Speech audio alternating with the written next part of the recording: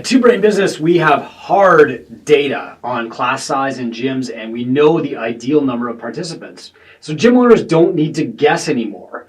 You don't have to try and figure out your culture or any other unmeasurable elements to figure out how big should your classes be. I'm Chris Cooper. This is Run a Profitable Gym. Today, I'll tell you how many people should be in your classes. I'll tell you how much each class is paying you, and I will give you a plan to address those sessions that are only attended by one or two people. What do you do with them? Fill them or kill them? I'm also going to give you proof from the largest data set in the micro gym industry. So first, let's start with data, real numbers on retention. There's two primary metrics we want to track here. The first is called length of engagement, or LEG. It's a key business metric. And what we're measuring is how long a client is likely to stay in your gym. The second metric is adherence. This is a key retention metric, and adherence asks how often do clients show up in relation to the plans they've purchased. So if they've purchased a plan for 3 times a week, how many times do they actually show up compared to what they've bought? Now, both long-term retention, LEG, and adherence are highest with one-on-one training. And this makes sense. A client has paid a premium to have an appointment with somebody. They're very likely to keep it. This one-on-one setting is also where clients make the fastest progress, so they have both the intrinsic and the extrinsic motivation to show up. But retention and adherence both drop when you go from one-on-one to two-on-one, three-on-one, etc. There's a few reasons. In my experience, the added partner accountability effect is really offset by the partner conflict. So for example, well, Sam is tied up at work, so we'll just cancel our two-on-one training for both of us and we'll make it up next week. So instead of one partner dragging the other one into the gym, one partner can actually drag the other person out or derail them. Now the numbers are consistent when you go from 1 to 2 to 1 to 6, but then they go up. So a class of 7 has the second best retention and adherence rates after one-on-one training. Best retention one-on-one, second best 7 to 1 coach. The benefits of groups really start to show for the gym at about 7 people. And that value doesn't change much until you get to about 12. So retention and adherence both are fairly high between 7 and 12 people in your class, but then they drop at 13 and they absolutely plummet off a cliff after that. And the data makes sense when you think about it. Groups larger than about a dozen people can be fun, but people can also feel as if they're a number, like nobody will miss me if I'm not here. Or the coach's attention might be split too many ways, so some participants don't get the personal contact and connections that they need to stay around long term. If you think about it in your own gym, think about the clients who've been there the longest, 5, 6 years. They probably started when your groups were small and they had lots of one-on-one attention. They had lots of relationship building, lots of one-on-one coaching from you. Now here's one note on the data. This data is based on 1 coach per class with participants doing variations of the same workout. So they're doing CrossFit, but it's scaled. They're doing yoga and they're all doing the same moves, but they're doing slightly different variations with blocks or straps or whatever. And adding a second coach might solve part of this problem. But adding a client success manager might solve the connection between classes part too. Some well-run gyms use semi-private training and they have amazing retention when 4 clients do personalized programs at the same time. But this requires a really precise plan executed by a skilled coach who can give significant levels of personal attention to up to 4 clients at once. And successful semi-private programs are backed up by airtight, fully documented client journeys designed to maximize retention and adherence. So small differentiator here, a small group, poor retention. They're all doing the same workout, slightly modified for each person. Semi-private, high retention. They're all doing their own specific workout program and they're getting one-on-one attention, but the coach is going from you to me to the next person too. So in summary, the people who do personal training have the best retention rates. They stick around the longest and they're most likely to show up. If you're doing group classes, try and keep your group classes in the 7 to 12 range for maximal retention. Now let's talk about, are group classes actually costing you money? Here's how to find out. For a decade, from 1998 to 2008, I coached people one-on-one. selling my attention for an hour at a time. I found CrossFit around 2007, and in 2008, we tried our first CrossFit trial group at Catalyst. It was free, face palm. But I remember saying, this is all I want to do for the rest of my life. This is so much fun. It feels like when I'm doing workouts with my friends. A year or two later, I had 2 locations. I showed up at 5 a.m. to mop the one location, and I would coach this tiny class of 2 people at 6, and then another tiny class of 3 people at 7. And then I would rush back to my personal training studio. I'd keep coaching one-on-one until 4 p.m. and then go back to like the CrossFit group training gym. That whole time I was wondering why I was losing money, but it all comes down to simple math. So I'm going to show you now how to figure out exactly what your groups are paying you. So there's 8 steps to calculating the value of your group classes. Step number 1 is to add up the total revenue that you receive from all group training each month. Step 2 is to divide that by the number of classes you run at your gym per month. That's the average value of each class. Now go back to your total group training revenue. This is step 3. Divide that by the number of people paying for group training. That's your average revenue per person per class. That's a really important number to know. 4th, divide that number, revenue per person per class, by your average attendance. So how many times does the average client attend a group in a month? This will tell you the value of one person attending one class. 5th, pull up your attendance tracking sheet and look at each group you run. So multiply the average attendance for each group by the average value of one single group training client. I'm going to go through an example in a moment, don't worry. But this will give you a specific value for each group. And then you compare that average value for each class against that of each class on your schedule. And then you'll see, like, here's what the average class drives in revenue and which classes are pulling you up and which classes are actually pulling you down.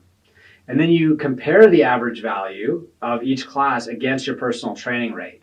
And you can ask yourself, are there any spots where you would make more money taking a one-on-one client instead of running a small class? Now, this last step, number 8, is kind of dangerous. You might not want to do it, but compare the average value of each class against what you would be paid to work at McDonald's. And maybe skip that step again if that scares you. Some people are delivering classes for less than they would make driving an Uber or working at the drive-through window. All right, so here's our example. Let's say that Sarah has a gym with 100 clients and she grosses $10,000 per month in group revenue only. She runs 40 classes a week, or 172 classes per month, which is 40 classes times 4.3 weeks in a month. That means her average revenue per class is $58.14. Now, Sarah's average client, again, pays $100 a month, and the average client attends about 15 classes a month. That means the average value of one person attending one class at Sarah's gym is $6.67. Now, her average group size is about 8 or 9 people. So spread out across all her groups, if she took a mean average, she'd have 8 or 9 people in each one. If Sarah runs a class for 8 people, she makes $53.36 an hour in revenue. That's not income. If the class has 9 people, she makes $60.03 per hour. Now, Sarah charges $65 per hour for personal training, so she needs to get 10 people in a class to earn $66.70 and beat her personal training rate. That's where it's worth it. If fewer than 10 people show up for her class, she would actually make more by doing a one-on-one session in that same time. If 11 or more people show up for that class, Sarah makes more than $73 per hour. Now, keep in mind that our 2022 State of the Industry report revealed that the average group class attendance in a micro gym is 6.6 people.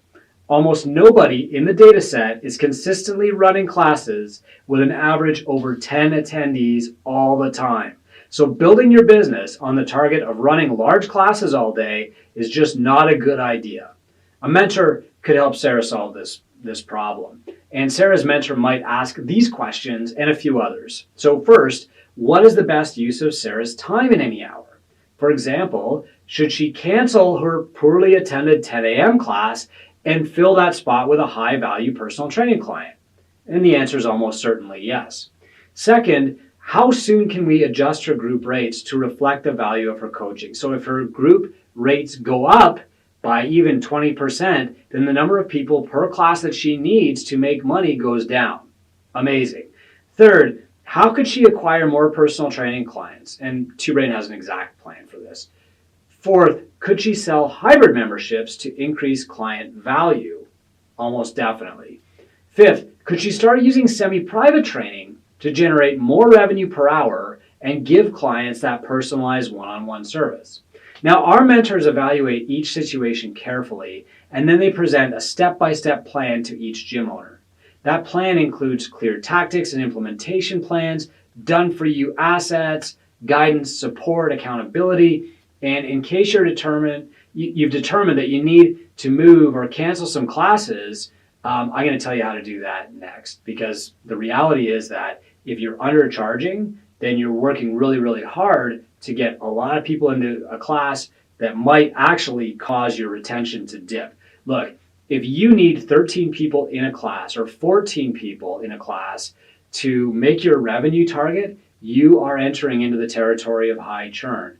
And if you compare what I said at the start of this episode, where retention starts to drop off on the 13th member, retention is also low between like 4 and 7 members, and but you need like more than 13 in a class, then you are running a model where you're not going to have amazing retention. The two numbers are conflicting with each other. So at this point, you're actually better off to have fewer people per class or switch to semi-private or personal training and raise your ARM up. Your retention will be better. You'll have a more solid base. Am I saying that's the case all the time, that you can't make a good living with a group training model? Of course you can make a good living with a group training model. The key, though, is that after you crest that number of like 13 people in a group, you have to be able to afford a second coach, or your retention is just going to get worse and worse and worse. And to be able to afford that second coach, that means everybody in the group has to be paying more so that you can cover that expense. So whether you're going for groups under 12 or groups over 12, your only play is to have high client value. And when Sarah was charging $100 in that example, she did not have high client value. And so she was caught either way. Either she has a small group size, which most do, under 10, and she doesn't make any money on that group, so she can't pay a coach, so she has to do it herself, and she winds up making a low income. Or she floods that group with 30 people, has horrible retention, she churns people out really quickly, has to turn to marketing to replace those people, and gets burned out. So it's charging your actual value, or charging a high value for your service, is really the most important point here. But this is how retention goes back and forth with client value, and how even if you have a gym with 300 members and you're running classes of 30 people, this is what can sink you. So, all right, what do you do with these classes that are under-attended? Do you kill it or do you fill it? In almost every micro gym, there's 1 or 2 little tiny classes of 1 or 2 people that's actually costing the gym money. Even if the class brings in a few bucks, it's just not worth keeping. So let's use an example based on a calculation from the previous part of this talk, right? Imagine a gym makes $6.67 per attendee in a class. So first, if the owner pays a coach to run that tiny class for 1 or 2 clients, the owner is actually losing money on the session. If the owner takes the class personally and coaches it themselves, then they're skipping the opportunity to grow their gym. They're selling their time very cheaply. They could be better using that hour to do marketing and sales or being mentored. And many times, the owner would actually be better working the morning shift at a local drive-thru or driving an Uber. Simply making a class time available on a schedule won't fill the class.